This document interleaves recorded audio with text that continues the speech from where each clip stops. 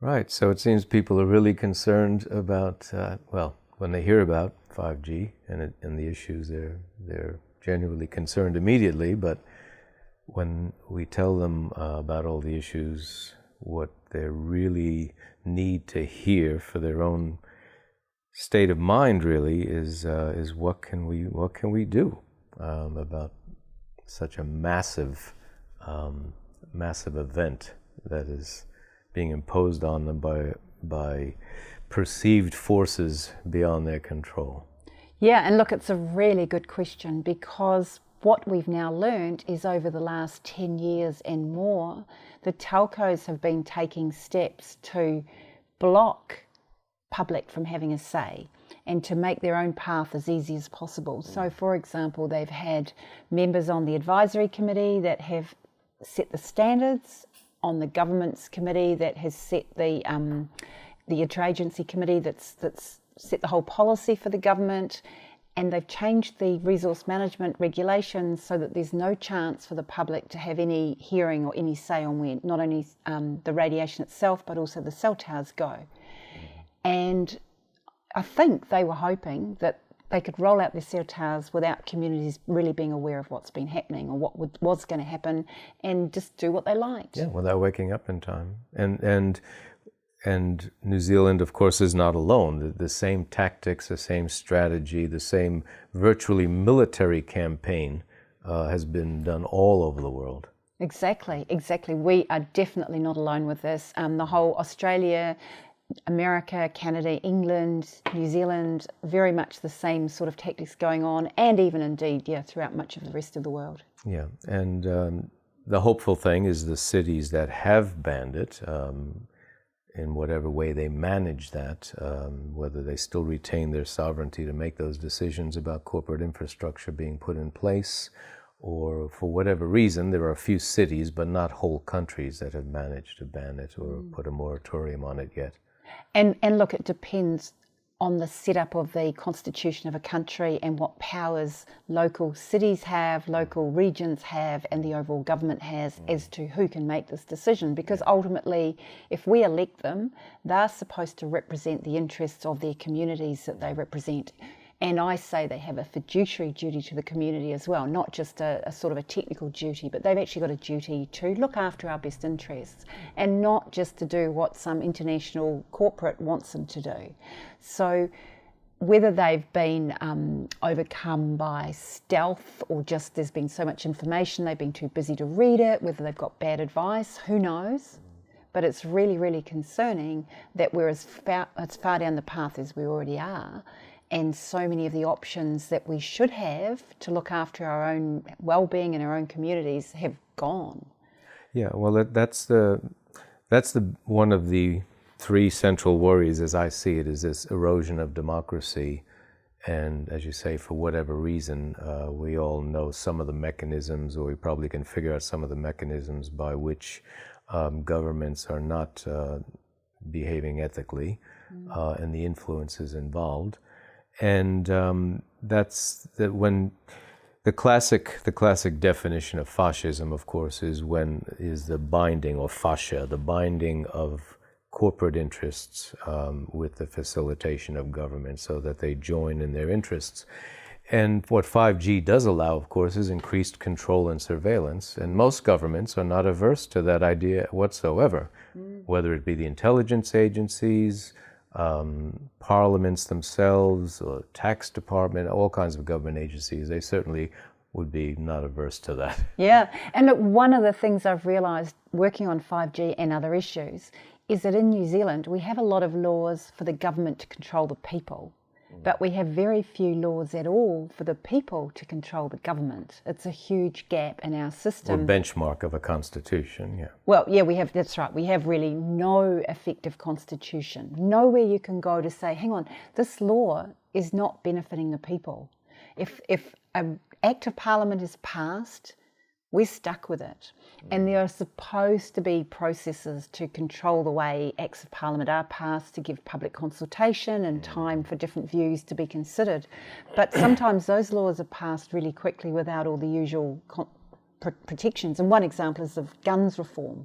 It's been rushed through, and look, yeah, we're all worried about terrorists, I guess, but does it mean that we should sacrifice all of the usual protections in our laws without the chance to think them through? And for me, that's really, really concerning, because bad decisions are made when you only have one view and you don't look at all the other perspectives. Yeah. It's a typical corporate tactic as well, urgency and secrecy. So you get the public in a state of emotional upheaval over something, and then it's very easy to just ram something through without thinking about it fully and properly.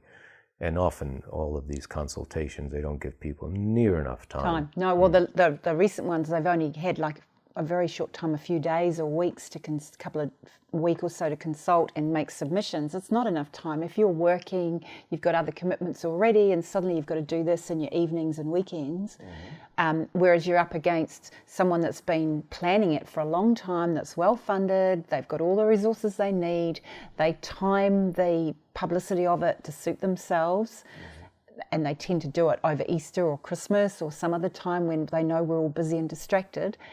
It undermines the process before you even start. And we've had the problem with the select committee hearings where the public feed is cut out, or it's been deliberately cut out by the select committee members when they've come to issues that the select committee don't want put in the public domain.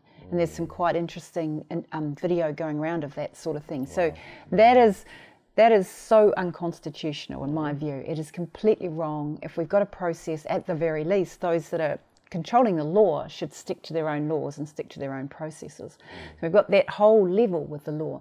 Then we've got the problem with the regulations, which is one of the problems we've got here with the 5G rollout, because since 2008, the Ministers for the Environment have been passing regulations to deem radio frequency radiation to be safe. So whereas you should be able to make a submission on a new cell tower and say, hey, look, I'm concerned about the effect, I might be concerned about the visual effect and the effect on my property value and all those kind of things. And I'm also concerned about whether it's safe or not. And is it going to harm me? Is it going to harm my family, my pets?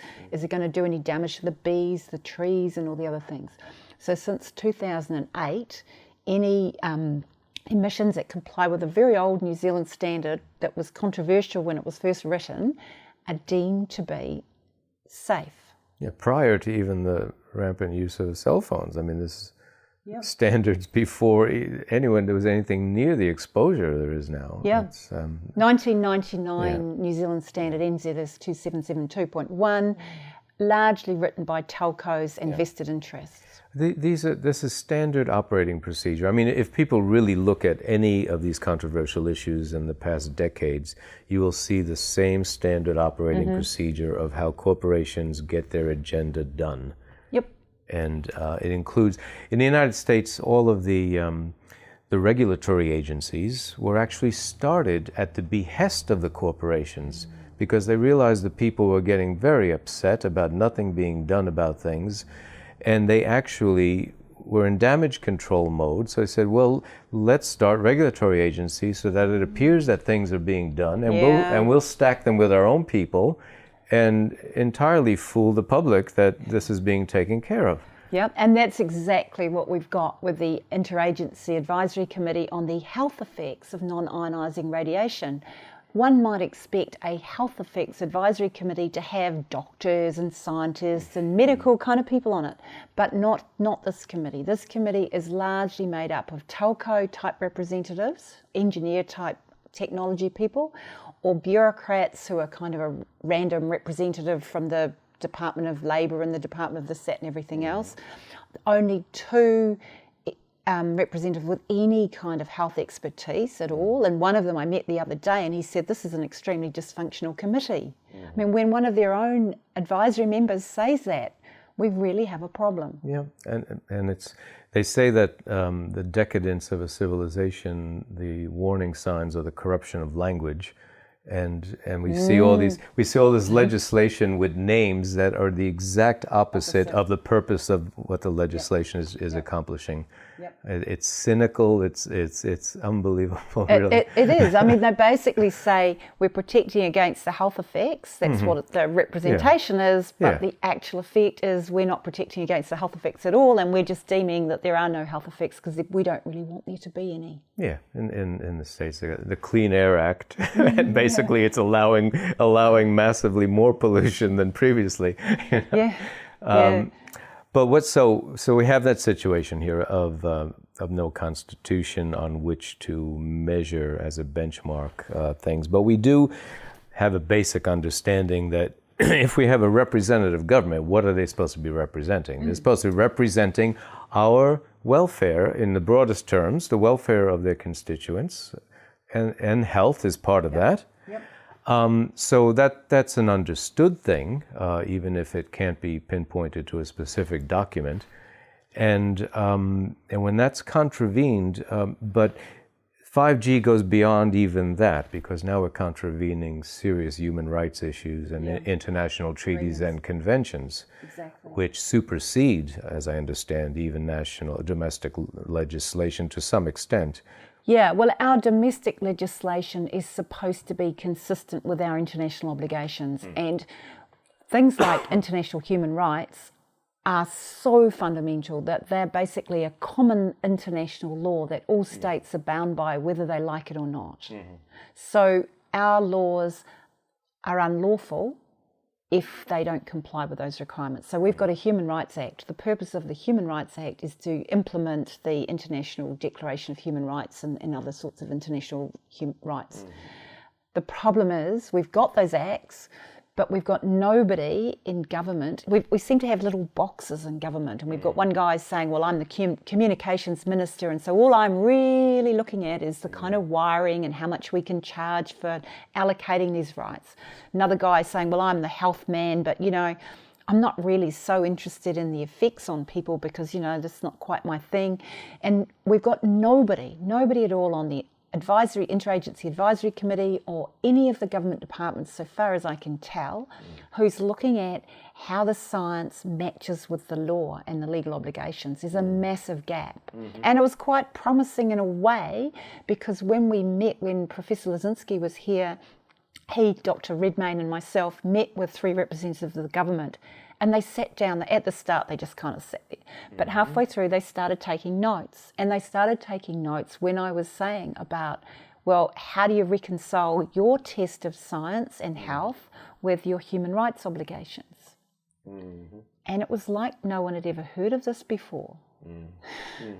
Which, good on them for listening now, but it's pretty late in the process. Yeah, it would seem obvious to most people, but...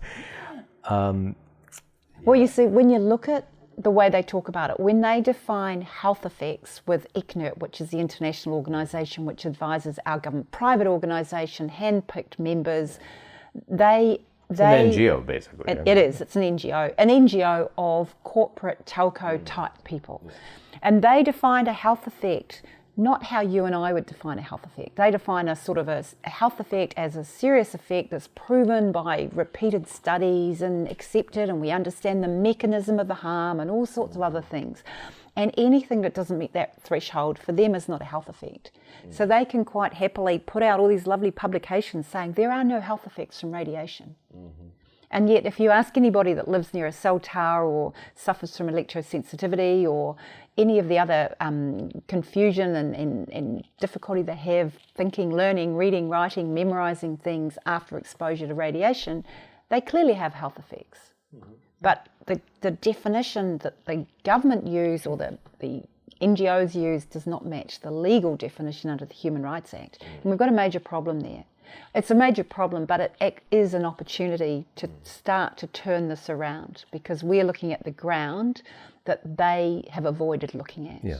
And where would the enforcement come from in contravening, well, like a blatant gross negligence or blatant contravention of human rights? Where would the enforcement come from for members of government?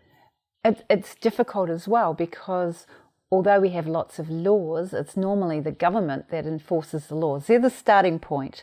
And we have a shocking history of bad enforcement here in New Zealand with all sorts of environmental and human rights laws. They're just not doing their job. There are some options though, because in New Zealand, anybody can take a criminal prosecution. It doesn't have to be the police taking a prosecution. So if they won't do their job, and if you go to the police station, you say, hey, this cell tower's assaulting me, chances are the police won't be rushing to take a complaint from you. But you can actually take your own criminal case against the person for assaulting you on your property. Which Raymond Broomhall, the barrister in Yeah. Australia, has demonstrated is effective in Australia so far, at least. Yep. Yeah. So we do have those kind of options. And we also, although the Resource Management Act has become disarmed, amputated by the regulations, we do have options of challenging the legality of the regulations. But we also have options of the old common law actions, so nuisance, the strict liability, Rylands and Fletcher, assault, trespass, and those type of old actions that are still preserved under our laws. So they've become kind of redundant and unused because everybody's been using the Resource Management Act, but we still do have all those actions that we can use. And there are some cases that say that. Right. So what would be the quickest, most effective thing, in your opinion, that we should use, because the urgency and the speed of which this is being foisted on us? What do you think is the most effective avenue of those in the legal choices that we have? We'll talk about other choices. Yeah, so I mean, the starting point for me is people power, because actually holding our government to account to represent our interests, we shouldn't have to take our government to court. No. And we shouldn't have to take actions ourselves to stop invasion of our safety and environment. So for me, the first step is to try and make our government accountable. And we can talk about that some more, but basically we've got election year coming. Election year is a great opportunity, the 1 year and the 3 year cycle, when the government starts to listen to us a little bit and say, gosh, yeah, we need your votes. So we can make 5G an election issue, which is a huge opportunity.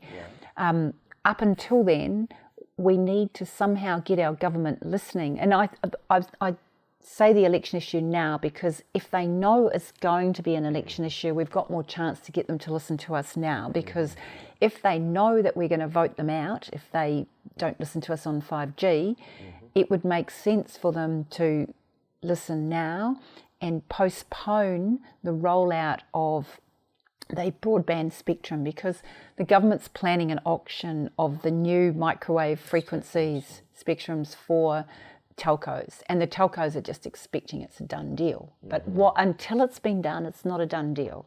It's a public property resource. That's right. It's our. The government is privatising. As absurd as it is, auctioning the vibrations of the world. As absurd as it is, it's still ours. It's ours. And the government said that they're not going to privatise our property. So hey, let's test them out on this one. So let's engage with the government at every possible opportunity to remind them that we don't want this allocated. And it's bad faith for a government, when they know the public is concerned about something, to quickly do it just before an election. That's not okay. So we need to start having these kind of conversations as communities all around New Zealand are becoming aware of these issues with 5G, with this health and safety and environmental issues, but also the democracy issues.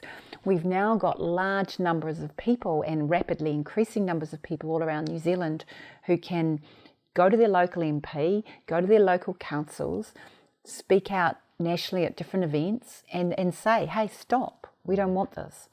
So for me, that's the sane and sensible solution. Right. Obviously, any ethical government would have no reasonable excuse not to slow down and have a moratorium and apply the precautionary principle and make the corporations fully responsible at their expense for proving the safety of something that's going to profit them.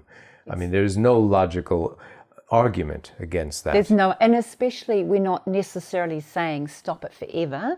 We're saying slow it down, have time for a public conversation. Let's explore it. The world is not going to collapse if we don't have 5G for another year or 2 years or 5 years. They can't even come up with any crucial benefit that we need immediately or even in the short term. No, they've spent $2 billion on fibre optic cable of public money because they say that would give us great connectivity. It's safer, it's more secure, it's not affected by bad weather, all of the things that 5G has got real problems with. The fibre optics there already, and we've got it. Let's use that. And there's no risk in slowing down the 5G, except that the telcos want it now. And they will lose money. They will brook no delay, because any delay is going to be costing them money, especially once they've made some big investments in the spectrum or any infrastructure. But we all make investment choices, and we all run the risk that the rules might change or the circumstances might change, or nobody might want it. So, that's their risk. It shouldn't be our risk. No, of course not. But the pressure, if they buy that spectrum and then can't use it, to their mind, that's equivalent to the government selling the power infrastructure or the water rights or whatever, the privatization that we've experienced. To them, that's equivalent of they sold it to us and now they want to take it back. Nationalize it. So that to them is like the ultimate sin. Well, it's much more sense to not have the auction. Not have it happen in the first place. Postpone the auction in the first place, and let's have a conversation about whether we need it, why we need it, when we need it, how we need it, all the sensible things. Like we did with genetic modification and other issues. Like 19 years ago, I think it was, we had a national commission of inquiry about genetic modification. It wasn't a perfect process, but at they least came around to we had a chance to have our say, and communities and experts and everyone. We had a whole day here in Nelson. People could put their views on the table. Why don't we have a process like that? Why don't we stall the allocation of spectrum rights until we've had that process? That's the fair thing to do for all parties concerned, rather than, and that retains our power, the power of the government to withhold that, because once they have that, then everything's much more difficult. And also, what's hardly been discussed yet is that each government gives the rights for these satellites to beam down these frequencies onto their territory.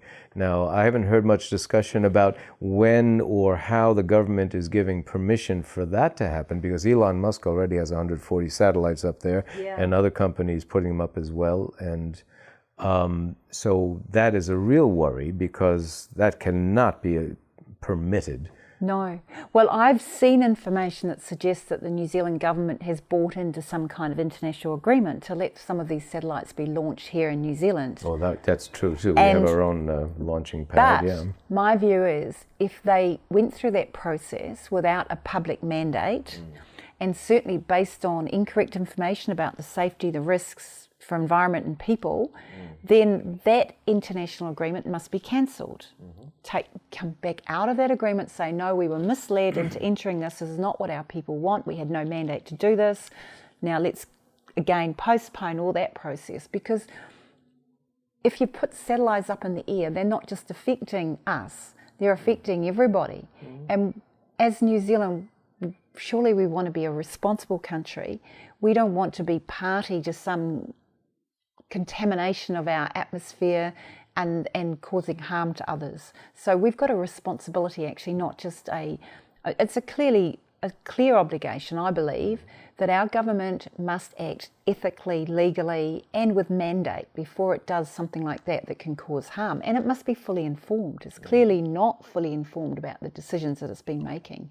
Right. So again, just stop right there with all that process too. So we know that all the right things that should happen, but for everyone on the street, how are we going to make that happen? How are we going to actually make our representatives do the right thing? What are the mechanisms by which we can force? We shouldn't have to force their hand, but how are we going to force their hand when they're unwilling on an epic, massive issue like this? Yeah, so we can use the way we spend our money. We can boycott telcos that won't listen to us.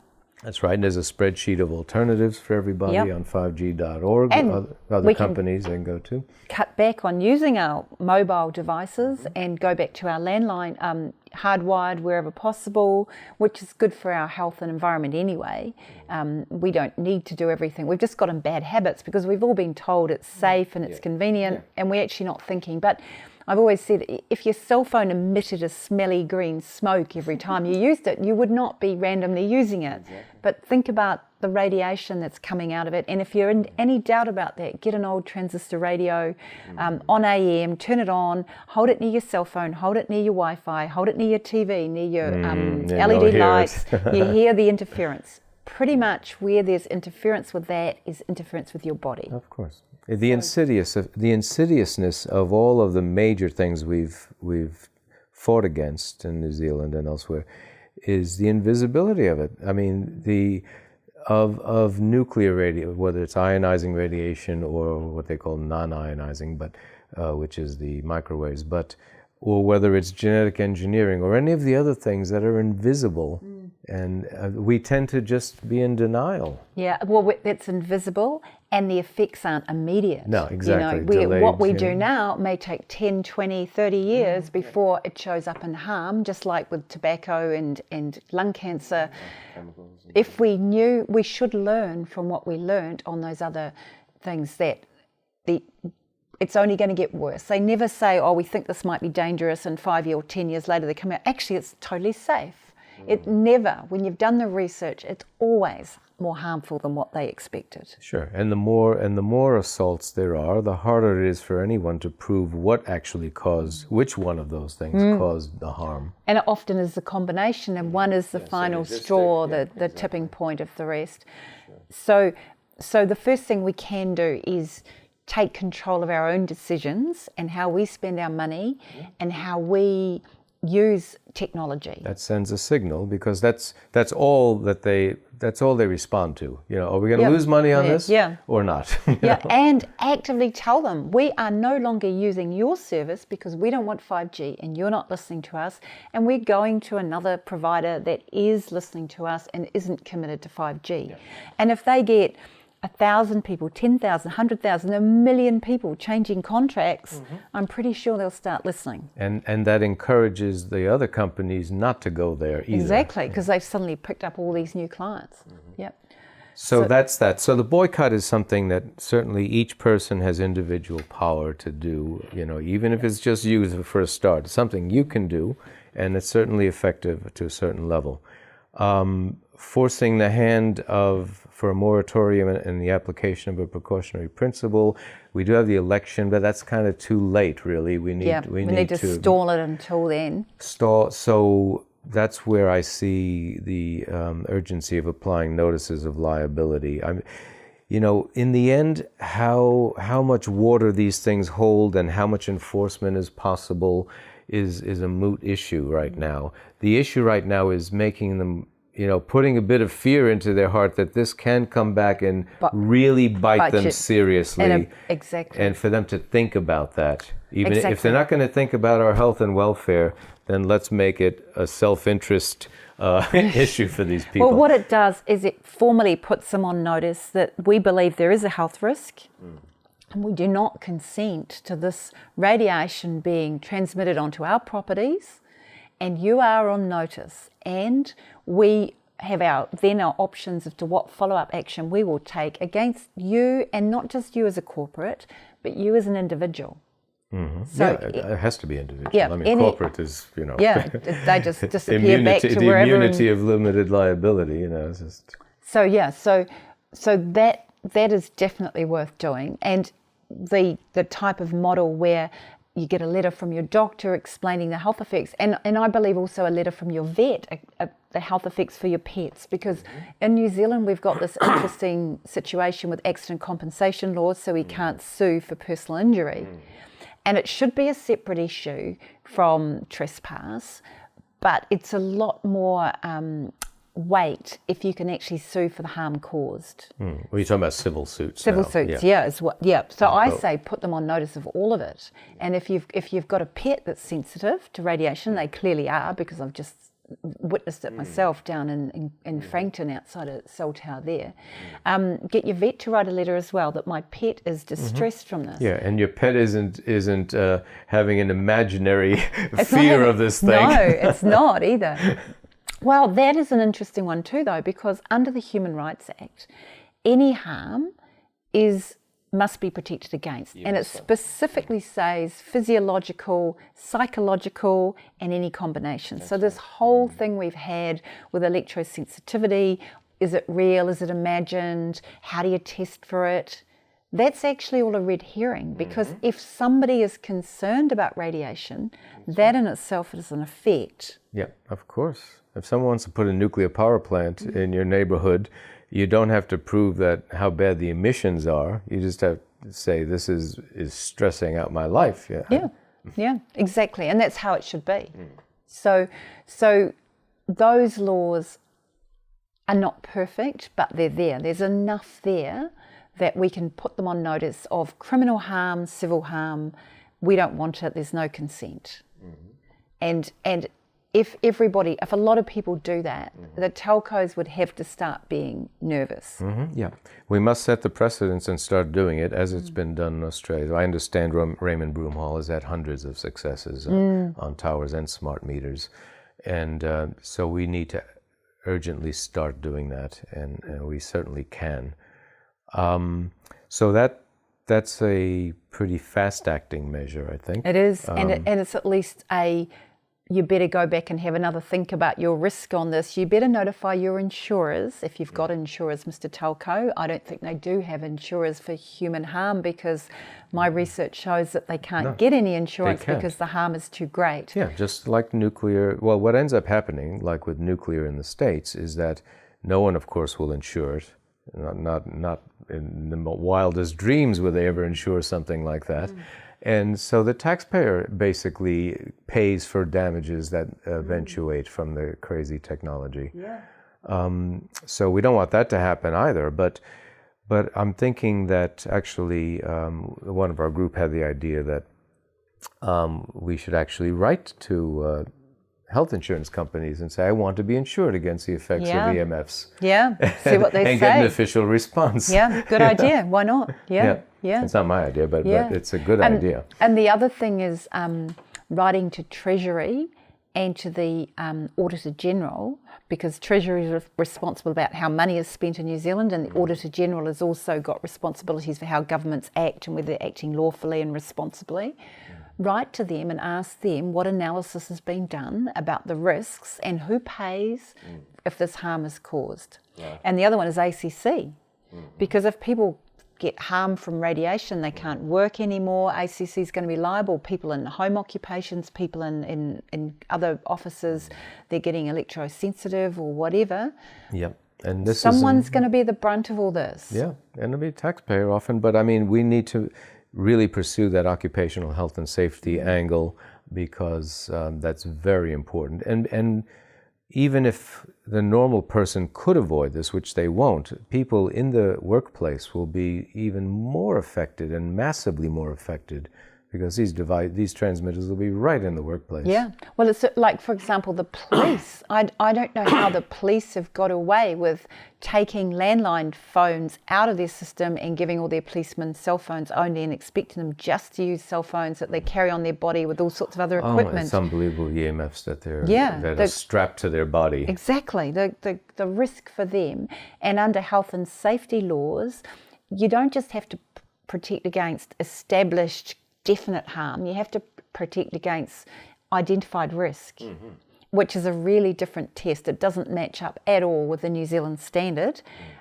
Compliance with the New Zealand standard is completely irrelevant, because the risk of some kind of biological harm to your body could be 1/1000th, 1/10,000th of the level that the New Zealand standard protects against. So people that are using multiple equipment, electronic equipment, friend runs a drone company, couldn't understand why he got sick every time he went to work.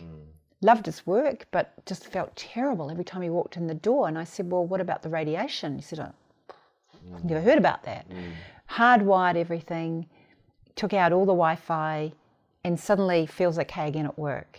So, and he's the owner of the business. So, you know, it's not particular for certain people. It can affect anybody. Yeah. So that's an important angle to take as well. What else can we do urgently, do you think?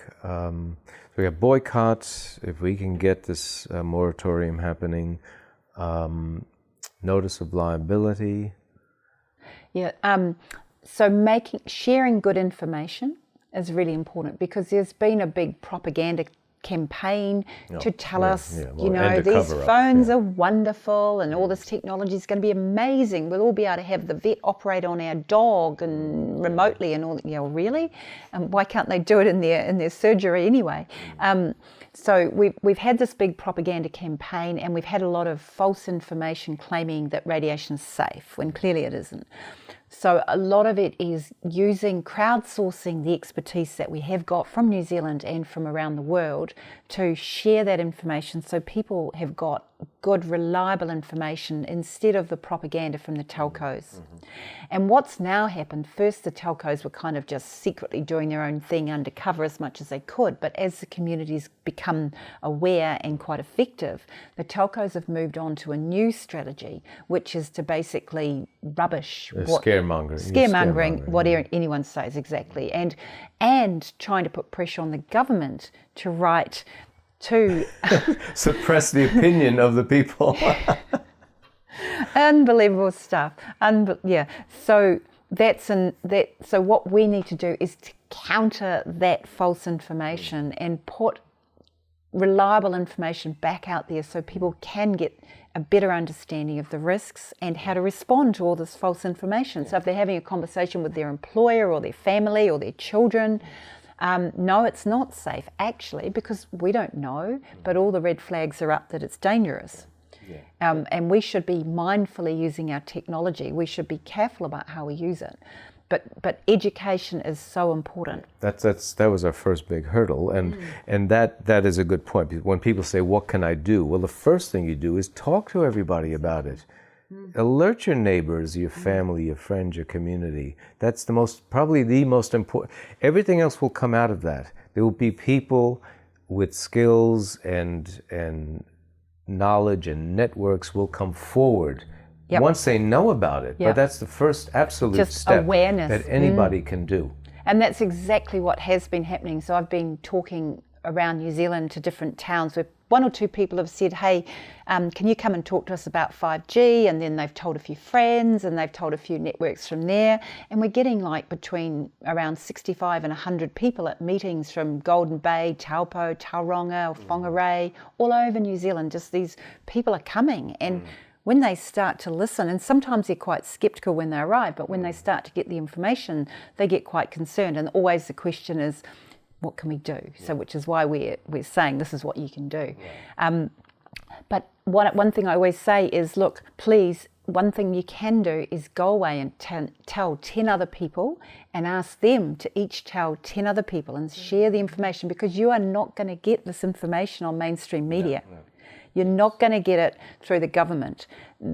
It's basically a close down on information. Major cover-up. They make masses of money out of advertising all the telco information, and there are very strong pressures on our mainstream media not to share this information. Well, they are corporations. They are closely aligned communications, mass media communications and the telcos are the most closely aligned industries you could imagine.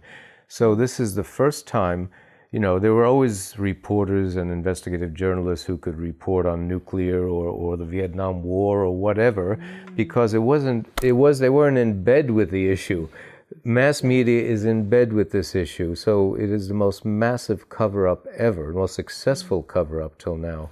But as you said, 10 people is exponentially quickly going to fulminate, and I think in the next couple of months they're going to be very surprised about the level of awareness. Snowballing hugely, and new communities are springing. So I spoke in Alexandra, and I had people there from Dunedin, Invercargill, North Otago, Queenstown, I think Wanaka, and Arrowtown, and they all want me to go and do a meeting in their town. So this is how it's spreading like wildfire, as people are getting information saying, hey, please come and tell us more, and we'll get people there. Don't worry about that. And it's exciting in the fact that it is a cover-up, and we're circumventing a massive cover-up.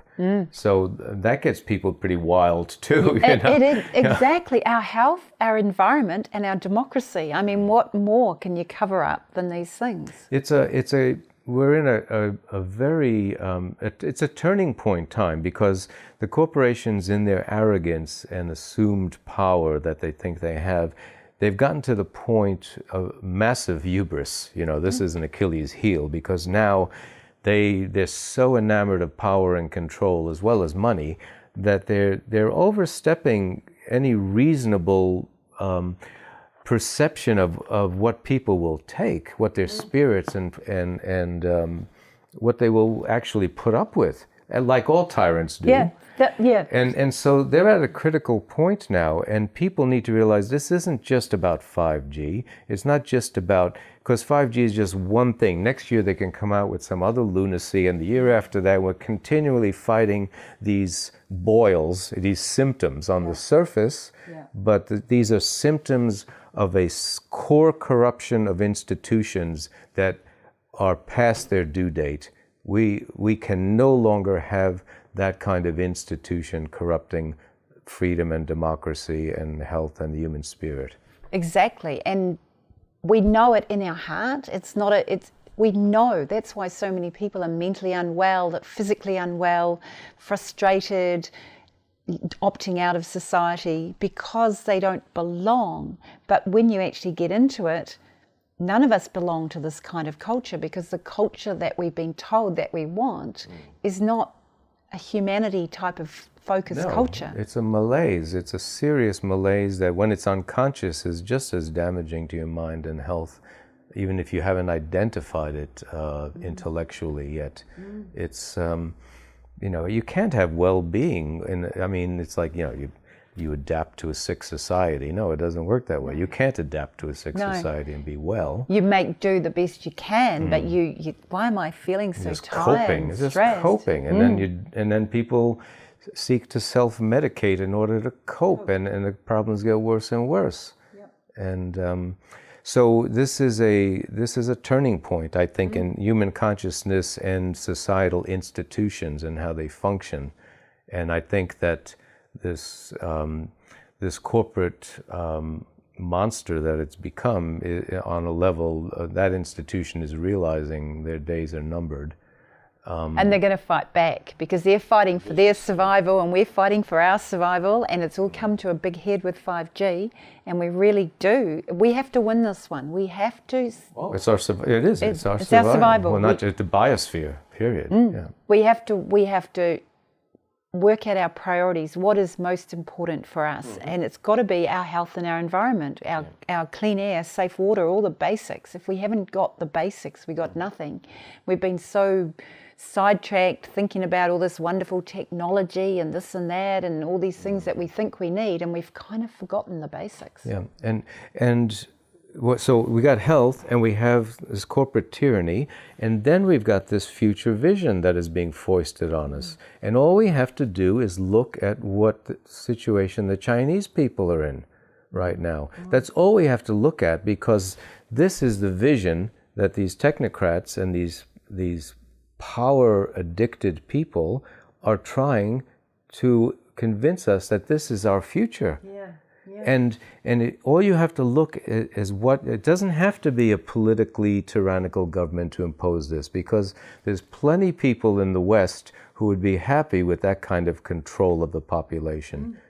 And it can happen under banks and corporations as easily as it can happen under a communist regime. And all we have to do is really look at the suppression of the freedom and spirit of those people. So it's not just physical health. I mean, life's not worth living if you have no freedom and your spirit is crushed. And that is the vision that they're giving us, with the excuse of the ironic excuse that they're going to save the planet with this technology. Well, the thing for me is if you look at what they're offering from the technology, they're basically offering a path to total control of our lives and artificial intelligence. So we're actually a technology to make us redundant. So what type of society would choose to adopt a technology to make ourselves redundant? Yeah, exactly. Are we really that stupid? Don't even drive your car anymore. Right? Just sit there and vegetate. And we'll do all your thinking for you. We'll turn on your washing machine at the time of day that suits us, and we'll monitor all your conversations. We'll do everything. We'll turn off your washing machine if we think you're using too much power. Exactly. It really is. It's lunacy. Health. It's health. It's lunacy. It's health, environment. But it's like the whole. Do we even want to be a human race at all? Yeah. Well, that is not human. That is not a human race. I mean, you come down to the ultimate thing that people will die for. They'll put up with lots of. In the end, in history, the human race has set a precedent in saying they can put up with an awful lot of stuff. But in the end, you take their freedom away. They'd sooner put up with starvation. But there's only so much freedom that you can take from people before the guillotines come out. Yeah, and we've seen it. We've seen it all. Yeah, we've seen it in the past, and we're seeing it all over the world. And we don't want that, because that just puts in a new boss as bad as the old boss. So it's not about. We need a shift of consciousness now, not a violent revolution. It's all about, let's shift our values completely. So these abominable structures, which are just constructs, they're imaginary constructs that we have allowed by consensus, they simply disappear. Just like Sauron disappeared, vaporized at the end of the Lord of the Rings. Well, I kind of see it like, let's turn the system inside out and put people and the environment first.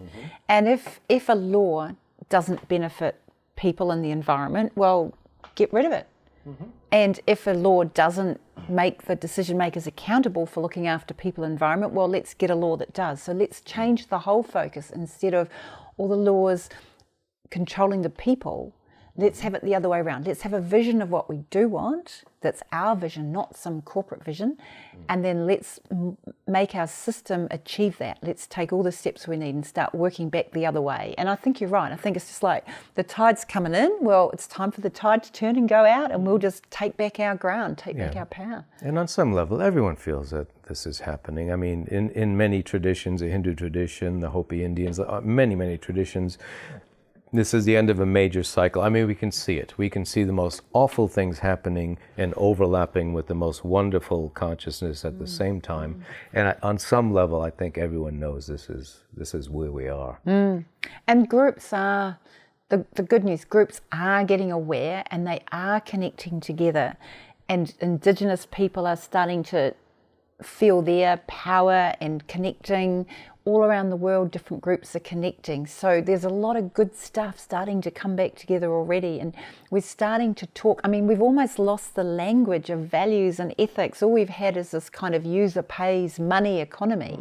Well, we need to refine the language and the words and the ways of introducing all these concepts into our system again. Yeah, it's become so decadent and corrupted that even green parties now don't abide by principles.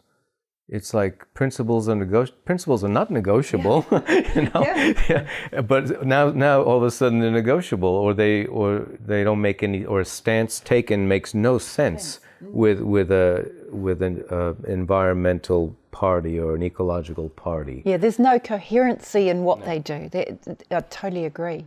And science, innovation, innovation and development, and even commercial products. There has to be a principle against which they are judged. Exactly. If there's something that is totally contrary to the natural world, if all of the biosphere did not evolve with this in the natural world before, how can you expect good results? Only microbes and insects can adapt quickly enough to something so unnatural.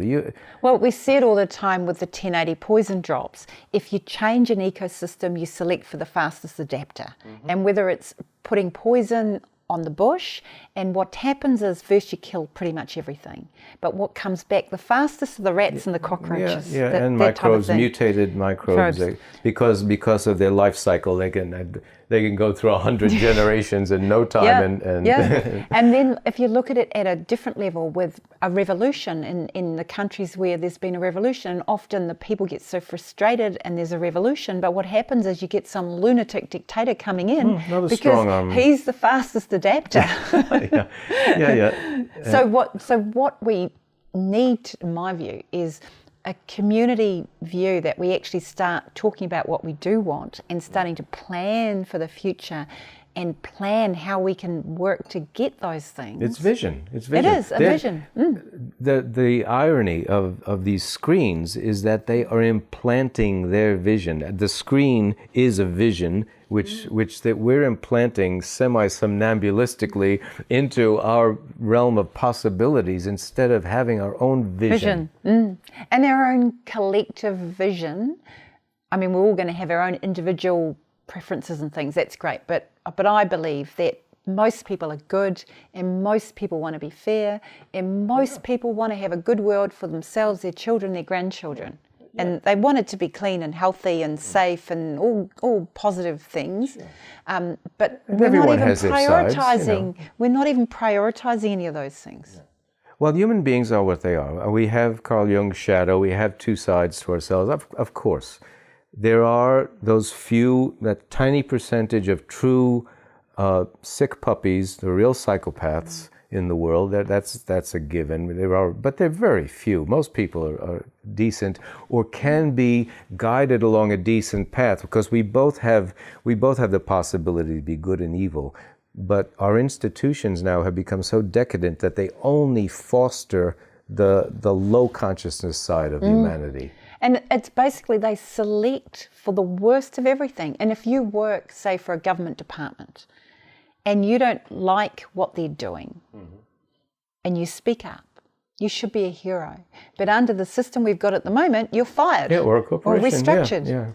So we're selecting for the very type of behaviour that we don't want and things we don't want. We've got to turn all that around, so we're selecting for what we do want. Yeah, and elections can do the same. The elections can be so corrupted that they do exactly the same thing. You're pre-vetted to be part of go with the program. Or you see it in political parties that are established, that if you want to get through the hierarchy, you've got to be obedient, you've got to do what you're told, and then you can get promoted. It's the same in any bureaucracy.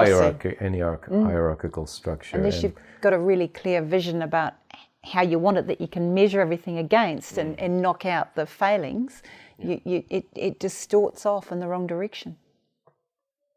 So, to get back to the 5G pragmatics, the pragmatics of the state we're in right now with this issue.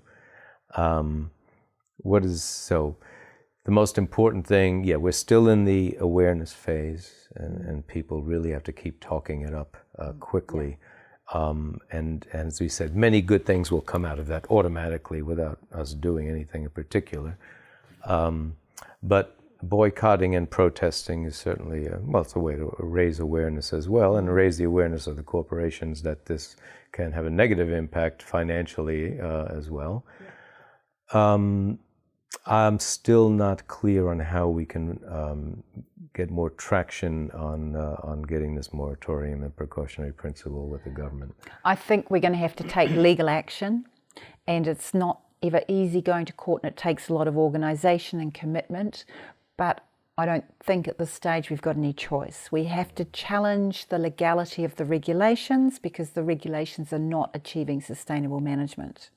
And we've got choices about where we challenge the regulations and the timing, but I believe it's urgent now that we challenge the regulations so that the rollout, why should you be exempt if you're putting up a cell tower with radiation that can cause significant harm, but you need a resource consent to build a fence or a gate?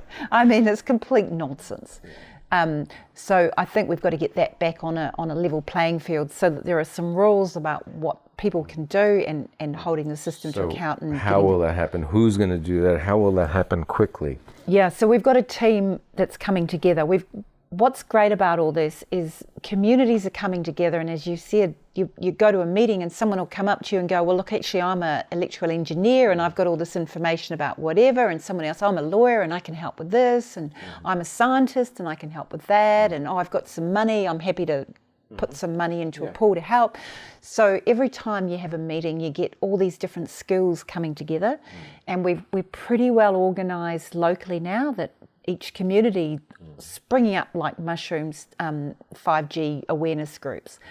What's starting to happen now is at a national level, people that have got certain, say, media skills and communication skills are connecting together to support each other. People that are good at organising protests, they're all talking to each other around the country. The scientists are talking. We've already got an exceptionally good international network through ORSA, which is the Oceania, I always forget what it is, but Research and Scientific Advisory Authority, I think. So we've got, I'm involved in that, Mary Redmayne's involved in that. We've got scientists from around the world that support us with that. So we've actually got some great connections already. We just have to get active and get fired up to get on and do these things, to challenge the systems. We're meeting the Prime Minister's office. The Prime Minister, they're concerned enough now that the Prime Minister's asked her advisor for a report on 5G. Is there an issue or not? What should we do? So we're giving as much information as we can into that process to say, yes, there is an issue. You better start listening to us. And just slow it down. It's an easy thing to do. If they do that, we've got some traction. If not, well, the legal proceedings are going to be the only option. So you're stretched. You're mainly involved. Your time is taken up largely with the awareness part of this, raising awareness all over the country. So it seems to me that we need more attorneys right now. Absolutely. And that's the first thing. I mean, doctors as well can be part of that process. But we really, really need to start setting precedents with the legal liability. Yeah, people with expertise in public law, parliamentary processes, so maybe some retired MPs want to stand up and help, people that can challenge through the resource management processes and understand those laws, human rights, international law, anyone that's got any time, that's good at researching. You don't have to be a lawyer, just any kind of research skills, and we'll organise people into teams so that they can then get a network and divvy up tasks. Yeah, seems like a major pool would be retired people. Retired people, or people that have maybe been a bit sick and they can't take on a full-time job, but they can do a couple of hours a day research. Fantastic. Yeah, but also retired lawyers, judges, whatever. I mean, judges, they're no longer enmeshed in a firm which might have something to say about what they're doing. They're free to do whatever their conscience says. And that would be a good pool to draw. Be really good, yeah. Had help from a couple of retired judges when I was doing the Justice Wilson issue, and there were a couple of judges pretty unhappy about what was going on there, who were amazing help. So, you know, even help as a mentor to bounce ideas off, or to do research, or to contacts, get your foot in the door to go somewhere in a meeting. Big networks these people have. And the other one we haven't talked about is our councils, because our councils have been deliberately excluded from this process with 5G. Totally. So it's all been nationalised, and if you look at the documents, it's all a clear intention to nationalise decision-making and take the councils out of it. Just like that, What actually should be happening is our local councils should be representing the people that they were elected to represent. That's right, it's local sovereignty. They're responsible for public spaces as well. So where these cell towers are on public spaces, they potentially have a liability of their own under health and safety laws and other laws for allowing, even if the law on one hand says it's okay, they can't just abdicate all responsibility and say, but it's not our fault. They're actually responsible for using public spaces.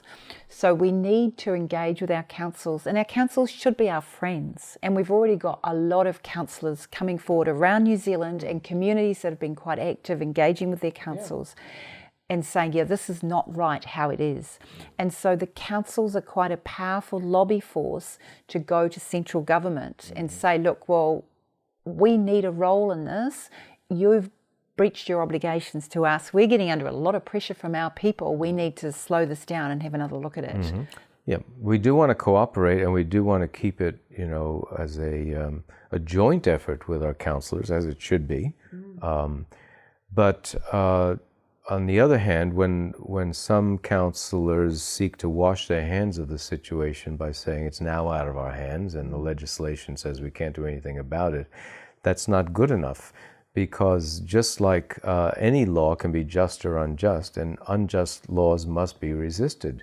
Exactly. And you know, when you know something's wrong, you've got an obligation to do something. If you're in a public position, if everybody that was in a public position who knew that there was something wrong or felt that there was something wrong with the system stood up and said, we do not condone this anymore, everything will stop, and we've got a basis to turn it around. Simple as that. That's right. I was just talking to someone about jury nullification. So the judges and the attorneys will often tell the jury, no, your only decision is whether this was legal or not legal, and no question of whether the legislation has any value at all.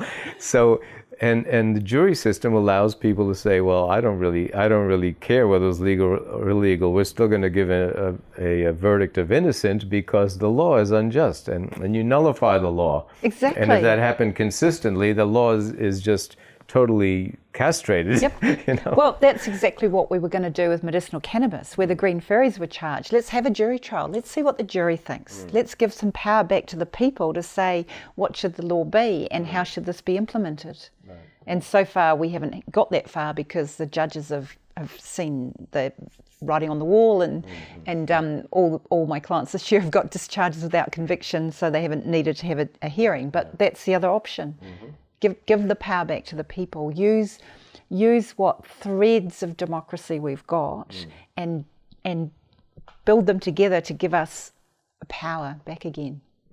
Yep. There will always be strategies that can be found, even if those strategies were originally for the benefit of the people you're challenging. But yeah, so. Anyway, I think that we have to keep working right through Christmas. They may take a hiatus, but we're certainly not. That's right. When they're on holiday from not getting paid, we've all got more time. Yeah. So anyway, I think that's a pretty good overview of, there'll be all kinds of unexpected boons and setbacks in the coming months. Yeah. And that's the other thing I'd say. There's always opportunities. If you push the boundaries, you find more opportunities, but you don't find them until you push the boundaries, and then you find the weak links. And you find also within your own team, some people thrive on pressure and some people struggle. So you've got to find a role for your own team, and who can cope with what, and who's good on the front line, and who's good nurturing and looking after them from behind. That's all good stuff. You know, that's all people power, finding a niche for everybody so that we can all work together, but in a way that we're all comfortable with, and we're all learning and making new friends and feeling like, oh, we're here for a purpose after all. Yeah, it's very important. I mean, you've got two choices facing this world today. You can get depressed about it, or you can just face the music head on, and I find that most people feel infinitely better when they start doing something about it. Exactly. They have a purpose, a meaning, which the current society does not give them much of. And they get a chance. They suddenly realize they can stand up and talk to a crowd, or they can take petition signatures, or they can do research. With passion, and they can. Yeah, with passion, they discover themselves. They do. Yeah, all this whole new side of themselves, and they make these amazing friends that are like-minded, that are doing similar things. Yeah, and so, you know, if psychologically speaking, it certainly helps to have a bigger context about life. So whether it's your philosophy or your spirituality or whatever, that certainly helps. But even in the absence of that, you know, just logically speaking, they will not win. I mean, rottenness does not stand for long. It collapses. And when we have the right intent, it all comes together. The synchronicity of having good intention, a bunch of people having good intentions will be massive impact. Absolutely. And they have nothing but a superficial, meaningless facade for their purposes. And their own strategy is self-limiting anyway, the telcos, because, okay, they roll out 5G. then we all get sick, we can't work, we get AI taking over all our work, we can't afford to pay for all this stuff anymore anyway. No, so they've it's got no long-term strategy. No, There's a very yeah. short-term focus on make the money while they can, whereas we're all here for a long-term strategy. This is just a blip in the system and a big turning point for getting things back on a good track. Their prognosis is the same as a cancer cell. You destroy your host and then you're gone too. Yeah. Anyway, I think probably for the time being, until we come up with more ideas, I think that's... And if anyone's got any more great ideas, feed them in, because this is a kind of big learning, evolving thing that people keep coming up with ideas every day, and it's brilliant. Yeah. So we will have a good holiday regardless. Yeah.